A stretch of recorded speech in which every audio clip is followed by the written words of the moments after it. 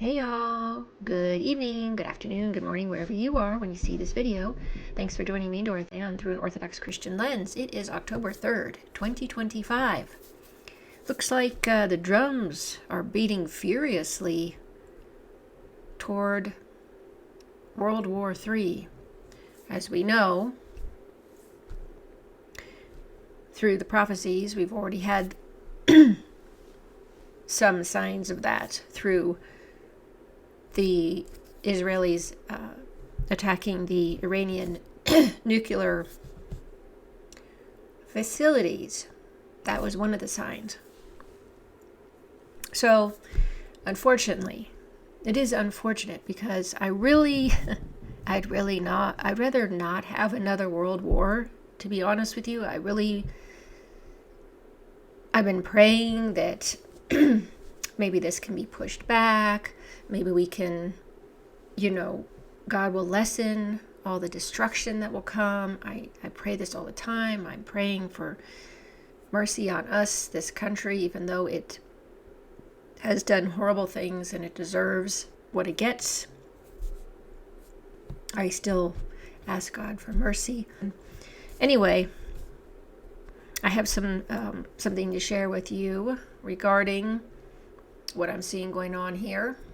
And so I'm going to show you a video from Redacted with Colonel McGregor, what he explained today or yesterday, I forget. But I'm going to bring it up now on what's going on about Iran and Israel, part 2, and what's going on in the Baltic Sea. Yeah, so 23 hours ago. It's just about a day ago. If it's just a matter of when, how soon do you think we're going to hit that point? I think it's coming sooner rather than later. I think Glenn Greenwald is right. It's a matter of weeks, could even be days. But we're moving a lot of equipment into the region right now. Aircraft, refueling assets, ships. We've rebalanced the missile inventories in the region, so we're very close to being ready. By the way, I assume you're aware of what's happened with the French seizure of a Russian tanker. Are you not? I wasn't. Yes, but why don't you explain it to us? Well, I think this is very important because you can't view what happens in Ukraine and what's happening in the Middle East as entirely separate. I think there's a great deal of connectivity. The French decided to board a Russian tanker at sea. That's, of course, illegal. You can't just board a ship with your national armed forces. French military did it. And Macron has said, well, this is to disrupt the Russian business model. We've disrupted by holding on to this tanker full of oil for 2 weeks or so. Then we'll let it go again. And ultimately, as a result, this will harm Russia. Well, frankly speaking, under international law, this is an act of war against Russia. At the same time, the Estonian government is saying that the waterway that comes out of St. Petersburg and empties into the Baltic is now part of their national waters. Actually, it's an international channel that allows Russian vessels to come out of St. Petersburg and move into the Baltic. And they're talking about effectively blockading the Russians inside St. Petersburg. Now, I don't know how they plan to proceed or what they want to use to do that, but the juxtaposition of the two together right now is very dangerous. I don't expect the Russians or President Putin to react instantly with a declaration of war. I'm sure they're putting together their response, but the fact that this is happening strengthens, believe it or not, the case for war in the Middle East. Because one of the things strategically that the neocons want to do, and they're the ones controlling your government, and that includes the Israel lobby, is to tie down as much Russian military power as they can while they proceed in the Middle East against Iran. So the fact that this has happened now indicates to me that they're much closer to opening the campaign against Iran than we think. I asked Glenn Greenwald this question a few minutes ago on the show. I'll ask you the same question. do you see striking similarities to what we saw in the run-up to the first phase of this war? The media propaganda, the pro-Israel posts from influencers, we know as part of this paid campaign. Do you see, from a military perspective, whether it's tankers arriving in Doha, Qatar, all of that, do you see similarities there? Yeah, there's similarities. The only thing I'd point out, though, and you know this better than I do, is I don't think the influencers for Israel are doing very well. I know that they're being paid something in the neighborhood of $7,000 a pop to put out pro-Israeli statements and observations. But I think public opinion in the United States has turned decisively against Israel. Now, that doesn't make any difference in the short run, because the American people can't pay the people on the Hill or in the White House enough money to derail the pro-Israel bent. But nevertheless, the American people have turned away from it. And even though the members of the House and the Senate are handsomely rewarded financially for their support of Israel, even they have to take notice of what the American people think. So I think that's another reason why Mr. Netanyahu came to visit. It was to check signals, make sure everything was ready, make sure everybody understands what has to happen. He issued his directives, not only to President Trump, but also, I'm told, to some cabinet members. So they're ready to go, and I think they want to get this done, if you want to use that terminology, as quickly as possible before they lose control of events in Washington, because the American people are fed up, I think. Oh, boy. So that's concerning, this illegal act by France and the fact that it actually is an act of war. I don't really know how much longer Putin is going to be measured in his responses. I have seen recently that they're going to be, the Russians are going to be picking up, getting more aggressive. But let me finish over here. One more portion I wanted to share with you, just so he can wrap this particular subject matter up here on this issue.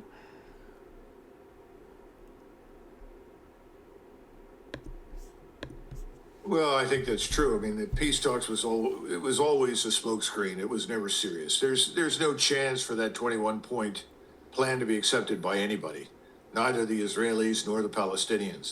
For the Palestinians, it's sort of willing subjugation to Israeli Jewish dominance in perpetuity. They're not going to sign up for that. And Mr. Netanyahu wants blood.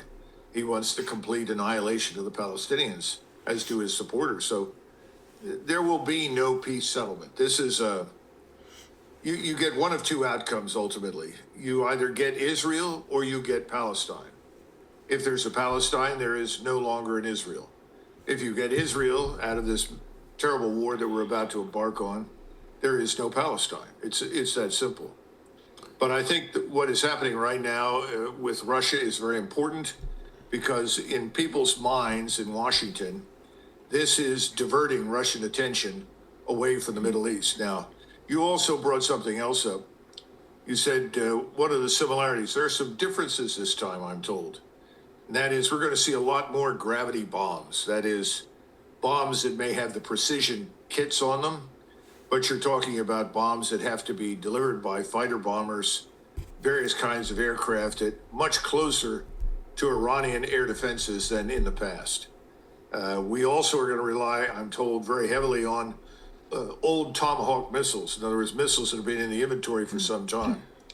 And then we will dip into the precious reserves that we have involving SM-6 Standard missiles, the THAAD missile, and other more rare commodities, but extraordinarily valuable and important.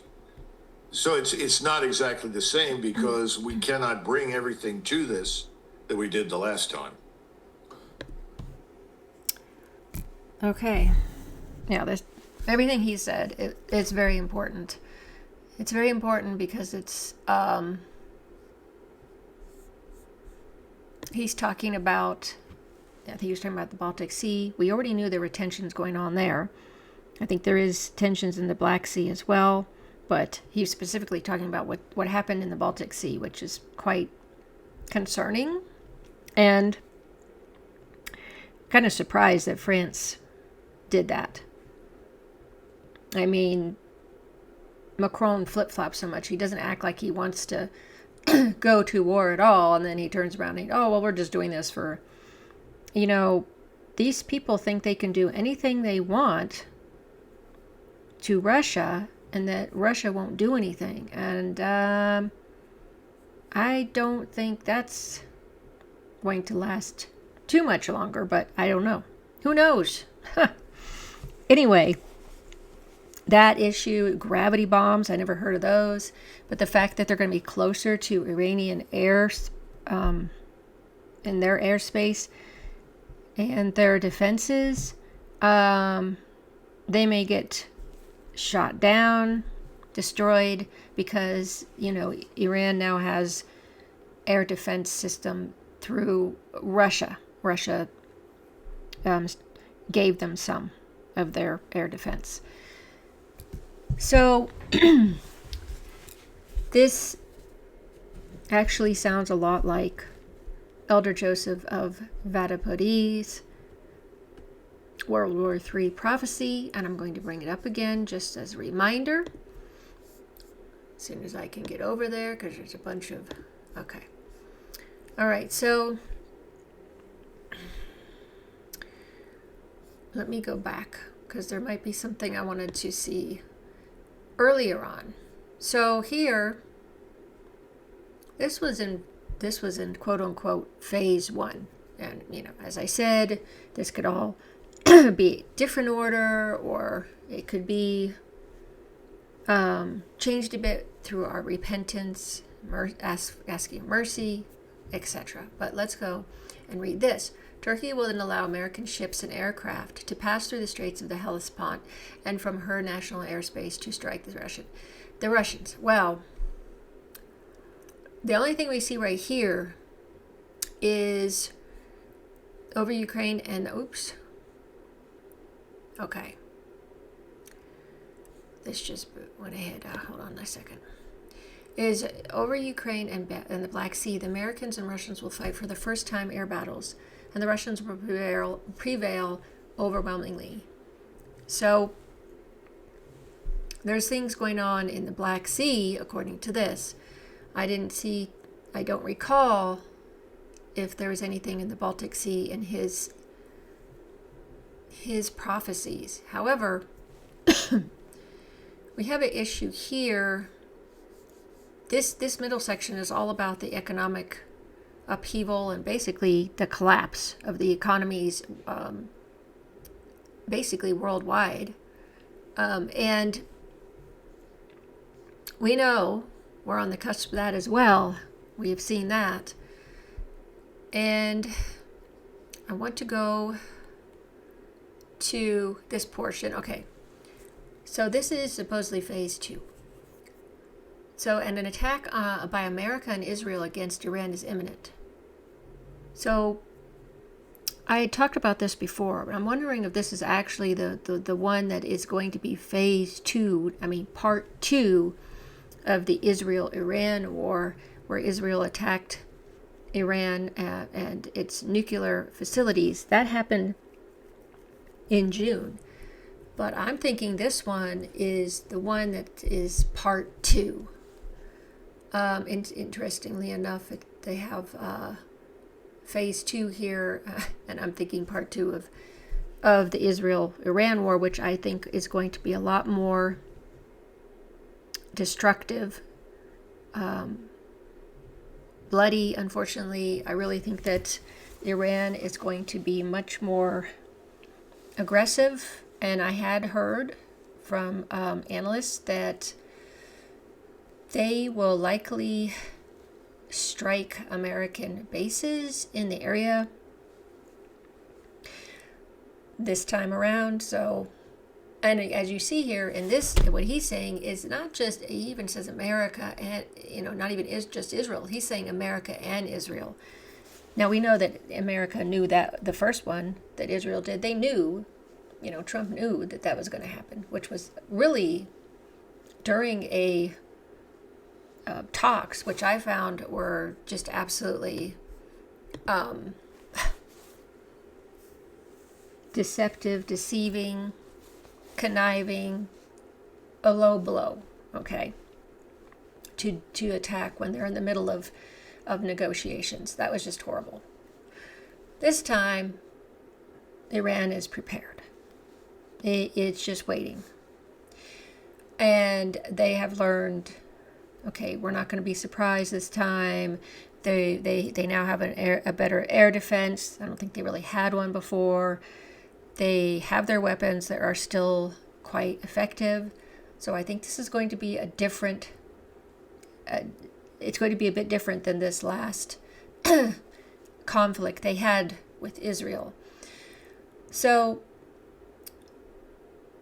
we will see what happens with that.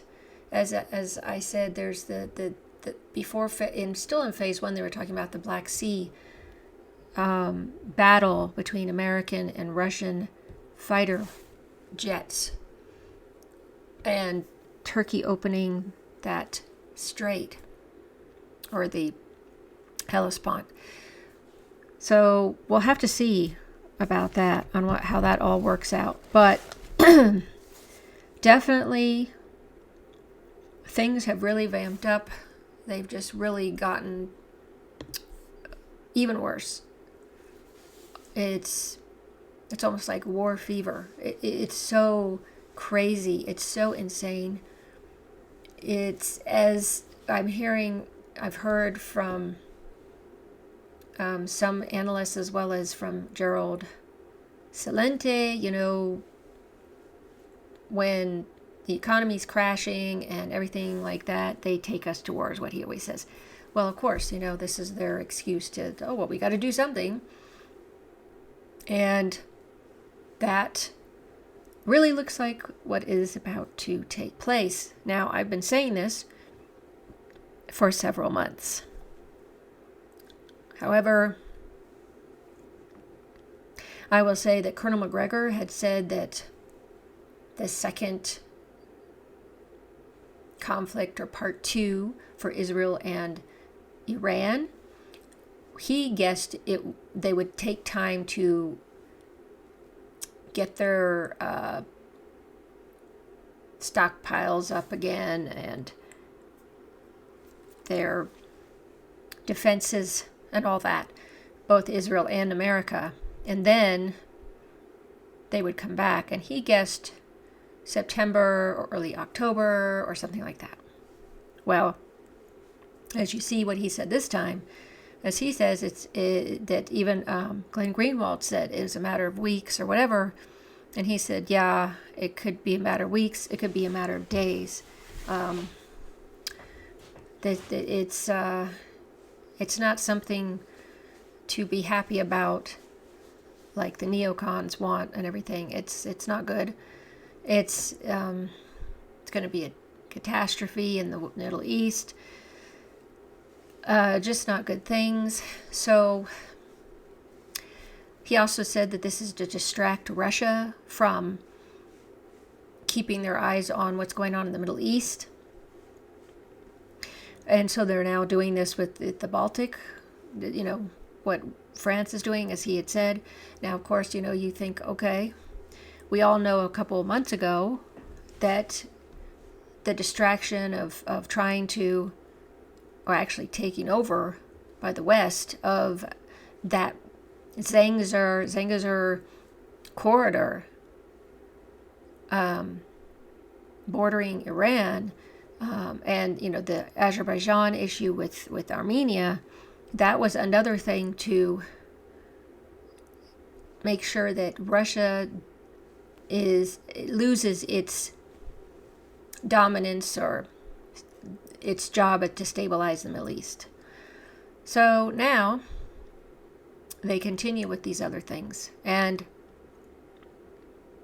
they are continuing. Of course, they also want to do this to the Baltics, as you know, the Balkans. So Croatia, Bosnia, Serbia, that area.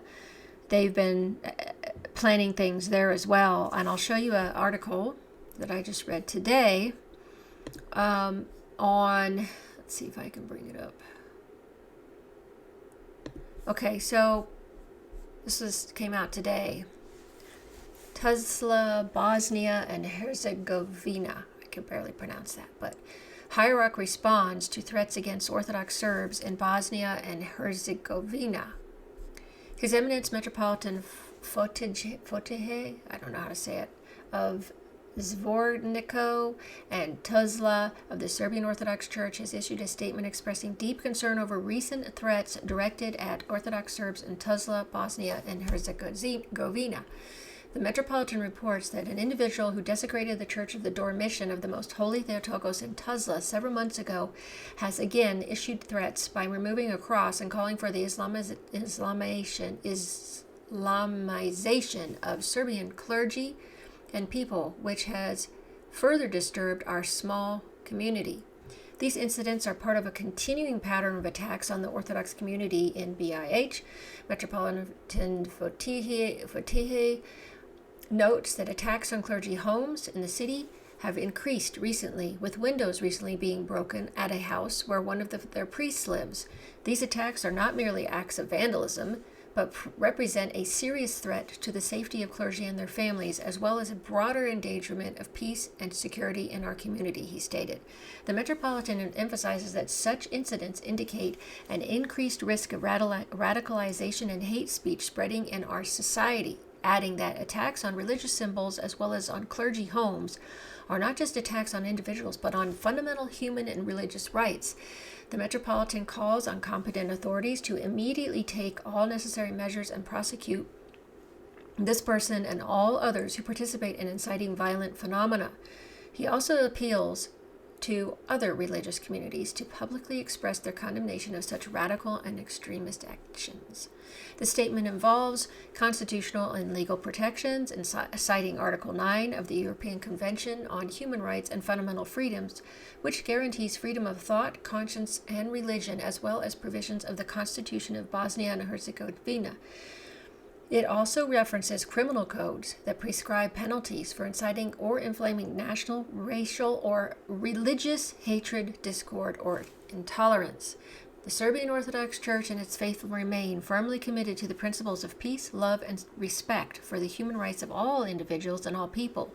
But we will not allow any individual or ideology to endanger our religious and cultural identity, as well as the safety of clergy and believers, he said. The hierarch concludes, citing Isaiah 41:10, "Fear thou not, for I am with you. Be not dismayed, for I am your God. I will strengthen you. I will help thee.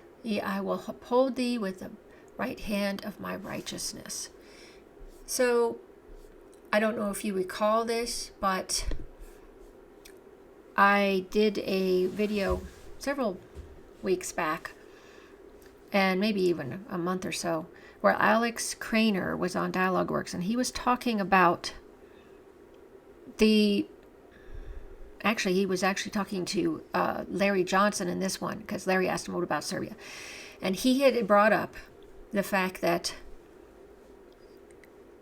the British are really involved, the MI6 are really involved in those areas that we just mentioned, in the Balkan area there, as well as, the usual intel causing problems with these NGOs, as we know, to stir up trouble in these regions, to pit one country against the other, Croatia, Albania, and Bosnia. And he said they would use, they'd create a massacre, and they'd blame it on the other group, and so that they could start a big bloody war between them, or conflict, battles. And of course that happened in the 90s, but they're still at it. And I couldn't help but wonder, I know that Croatia, he said they were upset over the Croatians, because that's where he lives. They were upset over the Muslim populations coming in, a lot of migrants. And they were struggling to get jobs and everything So they were the citizens were really upset over that, which of course this seems to be happening worldwide, and it seems to be some kind of strategy on with these intel and the people that are stoking these fires. And so they were going to do these type of actions. Well, he was saying it's very easy to do that. So it just seems to me that attacks have been going up, as we just see this report. The Serbian Metropolitan, that's Bishop, is talking about this happening to his church and his clergy. And to me, I couldn't help but think of what Alex Craner had said, that this may be part of that, stirring up, bringing in extremists on purpose, to start these things, because as you can see, these are extremist actions. And doing this to destabilize the area, to, again, just hurt and distract Russia. And so I just wanted to bring all that up because it all seemed to be going on just as we said. And it just continues in the direction that our saints and elders have told us it was going to go regarding World War III. Lord have mercy. Anyway, I hope you all are having a wonderful Friday.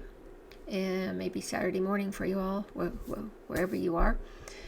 I thank you so much for watching. Thank you so much for following my channel. If you felt this was informative and you'd like to share it with others, please do.